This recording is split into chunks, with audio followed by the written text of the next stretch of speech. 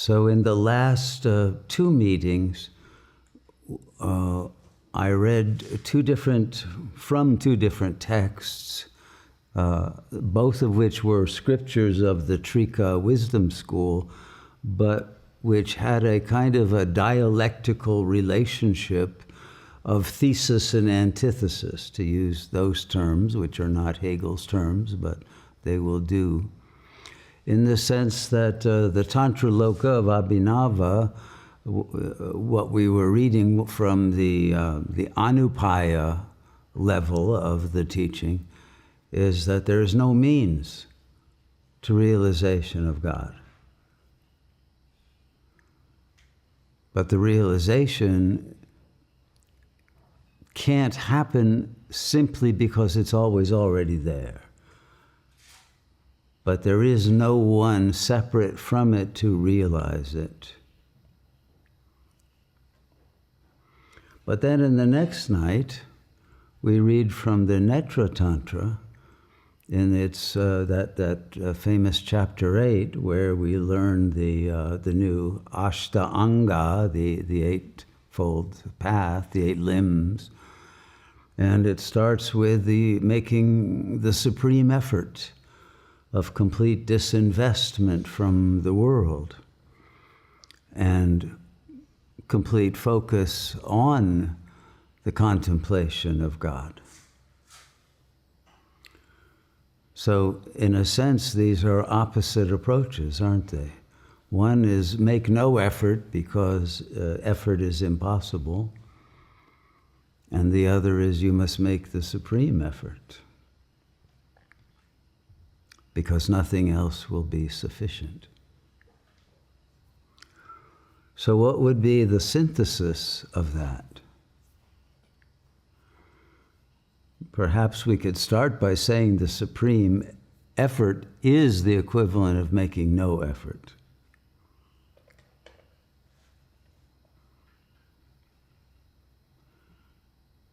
Because if any of you have ever tried to make no effort, you may find that that in itself is impossible.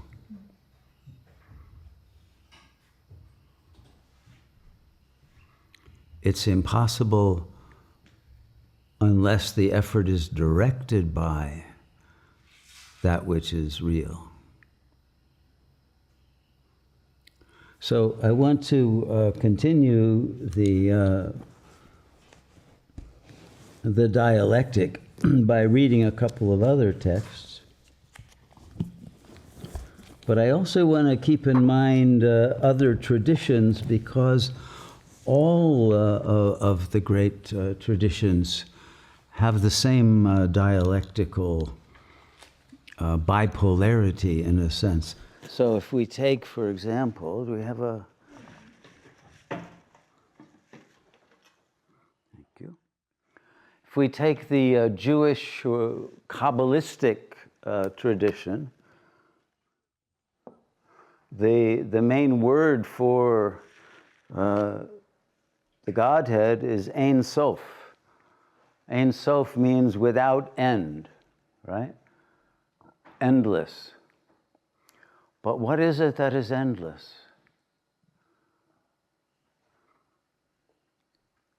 Mustn't it be consciousness that is endless, yes? But if it's endless, even though they don't say it in this term, isn't it also necessarily beginningless? And so therefore, you would have to say that what it is, the endlessness of, is the endless stillness of pure, eternal, and infinite presence.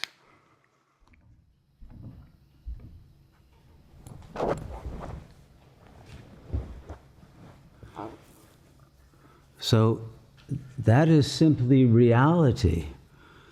That's what's real.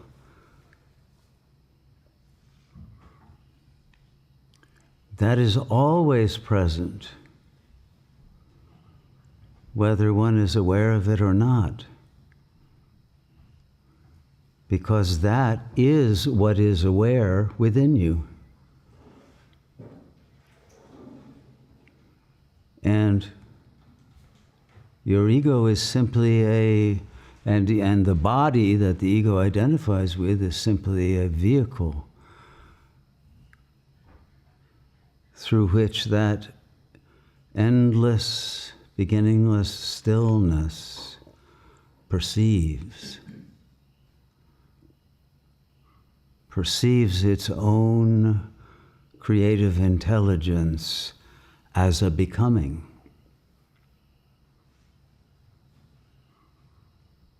But those are not different.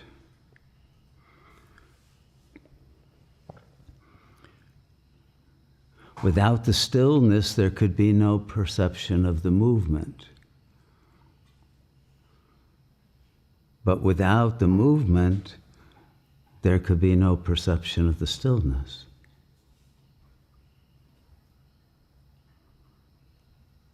Because it's the difference of those two that creates the realization of their sameness.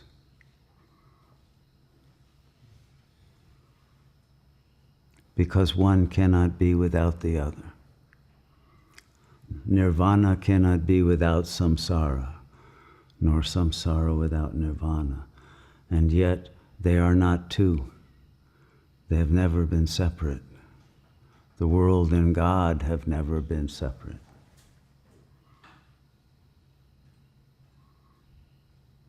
But for one who has realized God, because there is no world separate from God, one perceives only God, even though one perceives God's fundamental mind appearing as a drama. So let's see what Sri Ramana has to say about it. And I opened somewhat at random let me see if I can find it again. Maybe I can't. Let's see, where did it must be this one. I hope here it is. I think I just marked this thing. Okay, this is from Day by Day with Bhagavan. Has everyone read this one? This is a very underappreciated a book of Ramana's teachings. Most people read only talks. Talks is from a few years during the 30s. This book was written in the 40s, the mid to late 40s. And so you get a somewhat different Ramana. And it's much more focused because it's written by someone else. It's not simply the quotations of Ramana's question and answer, but it is the impact that Ramana's presence has on people as experienced by this person at the ashram, Devaraja Mudaliar.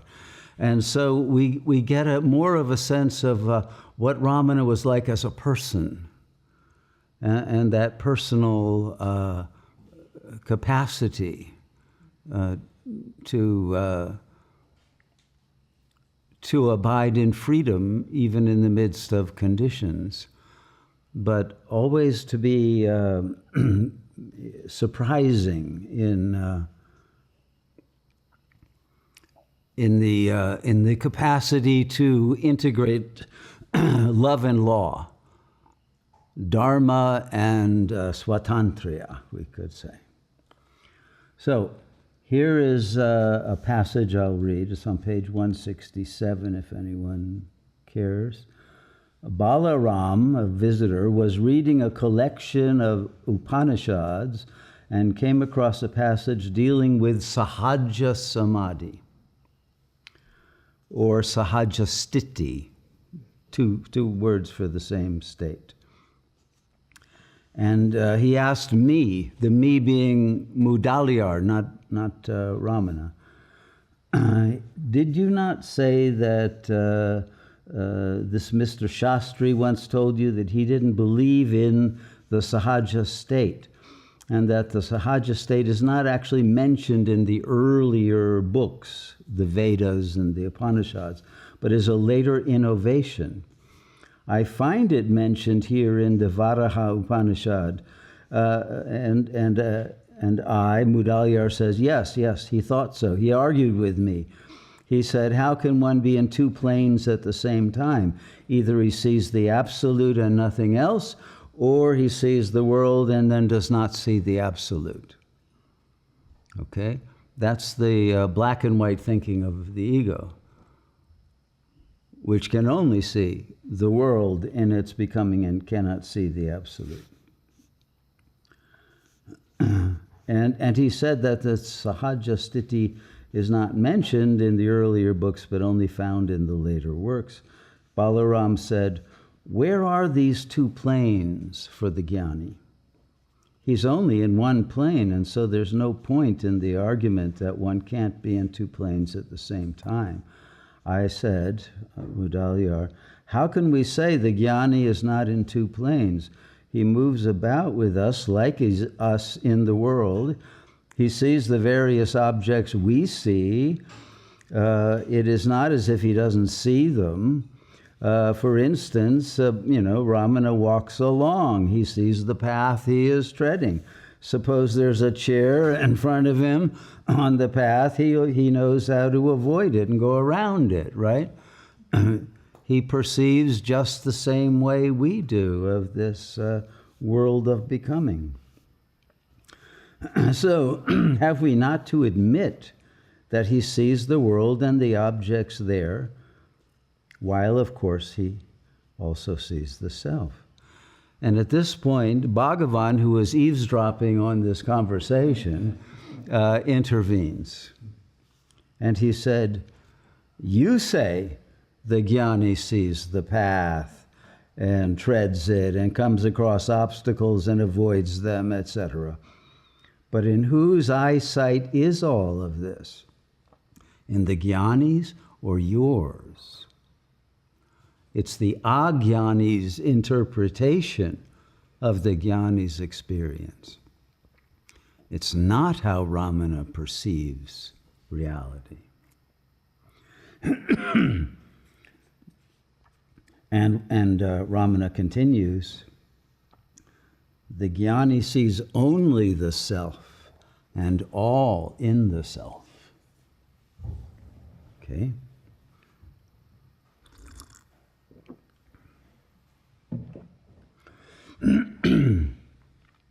Thereupon, I asked Bhagavan, are there any illustrations given in our books to explain the Sahaja state more clearly for us?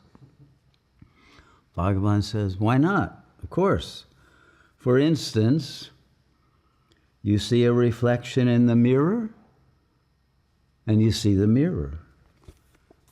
You know the mirror to be the reality, and the image just a reflection.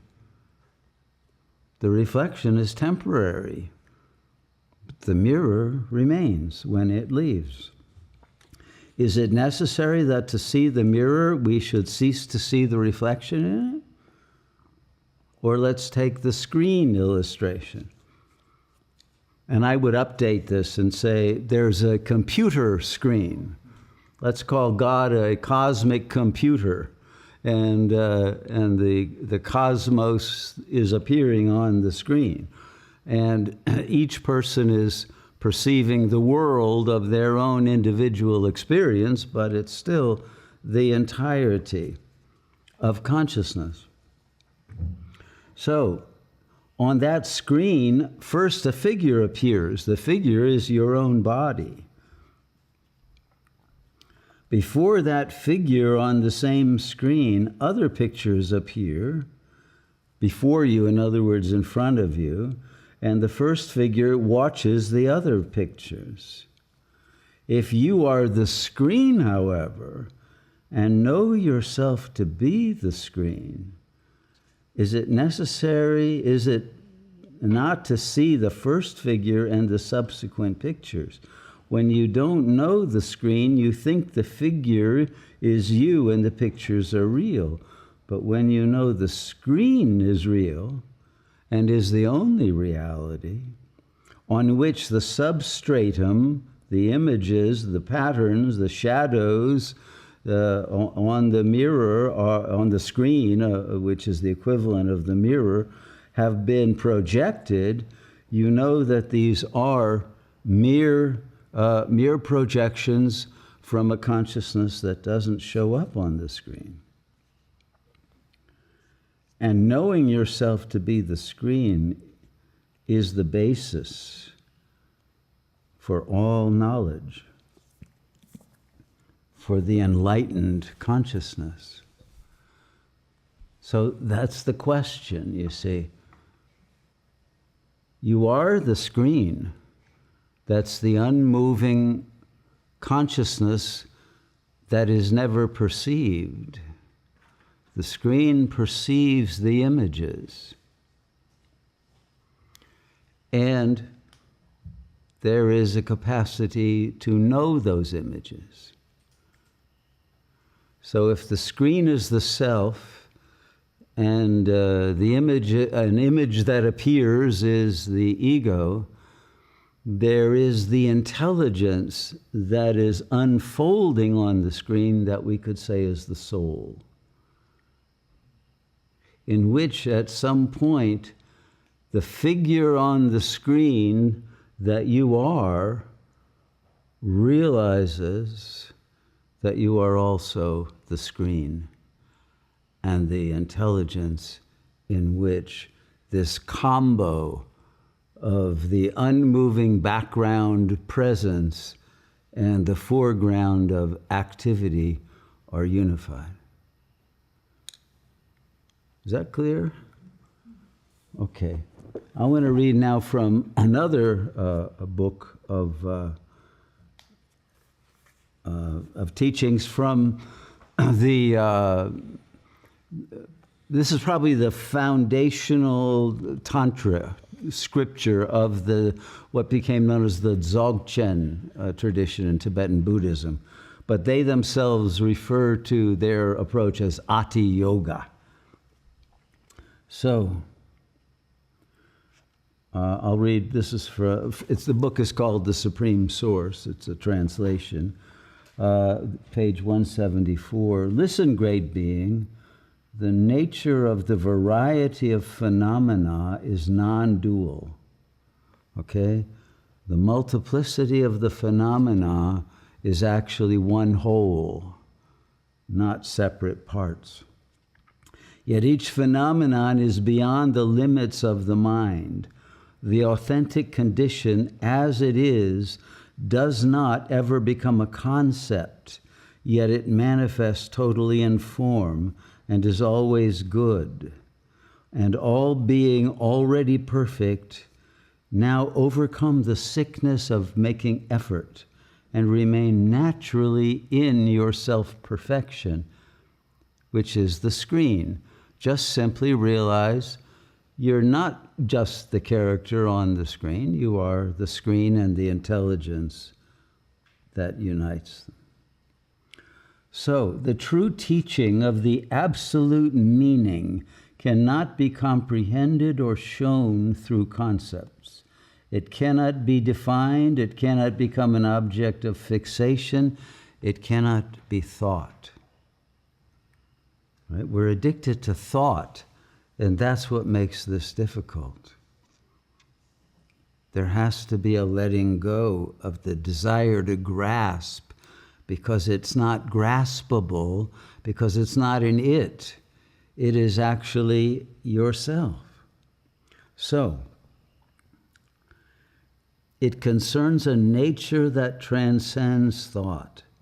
This nature cannot be meditated on. You have to really understand that. It can never be an object of meditation. And it cannot be an object of thought or imagination. It does not know desire. It does not conceive the idea of having to to find the fruit of realization. It has no intentions, no needs, no fear. Those who abide in this natural, non-discursive state, in other words, there's no chatter, there's no narrative, there's no storyline. Those who abide in this state without a personal story, because you've realized that's a fiction that belongs to the image, not to the screen that contains all. It is that those who abide in that state, who reach enlightenment without embarking on a path, without exercising the mind, they obtain self-arising wisdom. The wisdom that is self-arising is the stillness itself, which contains the fundamental mind, the intelligence of God. Without striving, they spontaneously achieve the capacity for spiritual action. Without having to keep a vow, they naturally maintain purity. In this state, the senses and their objects manifest as the clarity of your fundamental condition, which is unconditioned. Buddhas and sentient beings, enlightened and non-enlightened, are no longer seen as a duality. This is very important, because everything on the screen, it has an equal ontological status, whether it's an image of a Buddha or an image of a criminal or whatever. There's no difference. It's just an image. But real Buddhahood can be represented in an image, but it is never just that image. And everything is perceived as unity in this fundamental state. The fundamental nature knows neither a concept of unity nor of multiplicity. Could the essence which has never been born, never manifested, ever become the object of a definition? You can't define that which is inconceivable and infinite and beyond time and space, because time and space are just an appearance on the screen of your mind. So all the Buddhas and sentient beings, the whole universe, all the forms of life inhabiting it are simply the nature of the self, beyond any concept of affirmation or negation, acceptance, rejection, or any other duality. My nature is one, absolute, in the fundamental state, and that which is taught by those teachers who teach gradual paths serves only to lead beings in a very indirect manner.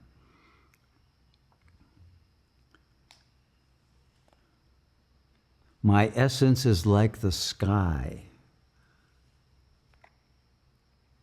I am the fundamental reality. My nature is pure, total consciousness. Total implying there is nothing else. And therefore I have no hindrances. I transcend concepts. And I am forever in the non-discursive state beyond accepting and rejecting.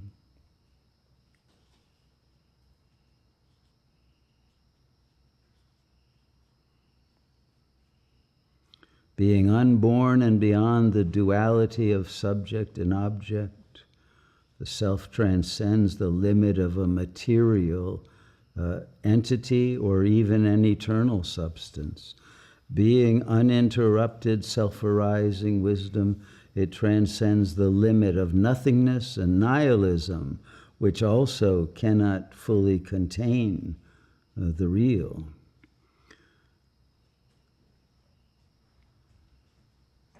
And so those who discern any duality do not see the source that is pure and total presence.